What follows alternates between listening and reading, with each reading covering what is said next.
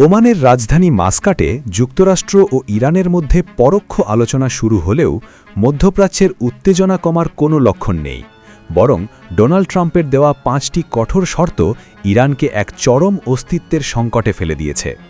বিশ্লেষকদের মতে এই শর্তগুলো মানার অর্থ হল ওয়াশিংটনের কাছে কার্যত আত্মসমর্পণ করা। দীর্ঘদিন পর ওমানে দুই দেশ আলোচনার টেবিলে বসলেও এর পটভূমি ছিল বেশ উত্তপ্ত। আলোচনার আগেই মধ্যপ্রাচ্যে বিশাল যুদ্ধজাহাজের বহর পাঠায় যুক্তরাষ্ট্র। বিশেষজ্ঞরা মনে করছেন আলোচনার টেবিলে ইরানকে চাপে রাখতেই এই সামরিক শক্তি প্রদর্শন করা হয়েছে। ১. ইউরেনিয়াম অপসারণ। ইরানের কাছে থাকা প্রায় ৪০০ কেজি সমৃদ্ধ ইউরেনিয়াম অনীতিবিলম্বে দেশ থেকে সরিয়ে নিতে হবে। ২. পারমাণবিক অবকাঠামো ধ্বংস। ইরানের বর্তমান পারমাণবিক অবকাঠামো পুরোপুরি ভেঙে ফেলতে হবে। ৩. মিসাইল সক্ষমতা নির্মূল। দেশটির ব্যালিস্টিক মিসাইল সক্ষমতা ধ্বংস করতে হবে। ৪. ভবিষ্যৎ কর্মসূচি বন্ধ। ভবিষ্যতে আর কোনো ধরনের মিসাইল উৎপাদন বা গবেষণা চালানো যাবে না।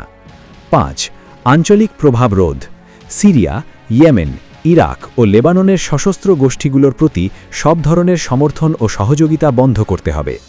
আন্তর্জাতিক বিশ্লেষকদের মতে সবচেয়ে বিতর্কিত শর্তটি হল ব্যালিস্টিক মিসাইল ধ্বংস করা, কারণ ইসরায়েল ও যুক্তরাষ্ট্রের অত্যাধুনিক বিমানবাহিনীর বিপরীতে ইরান মূলত তাদের এই মিসাইল শক্তির ওপরই নির্ভরশীল।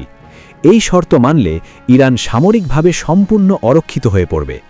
অনেকের মতে ট্রাম্পের এই শর্তগুলো এমনভাবে সাজানো হয়েছে যাতে ইরান তা প্রত্যাখ্যান করতে বাধ্য হয়, আর এই প্রত্যাখ্যানই হতে পারে ইরানের বিরুদ্ধে বড় ধরনের সামরিক পদক্ষেপ নেওয়ার অজুহাত। ইরান যদি এই শর্তগুলো না মানে তবে মধ্যপ্রাচ্যে নতুন করে যুদ্ধ ছড়িয়ে পড়ার আশঙ্কা রয়েছে, যার প্রভাব পড়বে বিশ্ব তেল বাজার এবং সামগ্রিক ভূ-রাজনীতিতে। এখন দেখার বিষয় তেহরান এই চাপের কূটনীতির জবাবে কী পদক্ষেপ নেয়।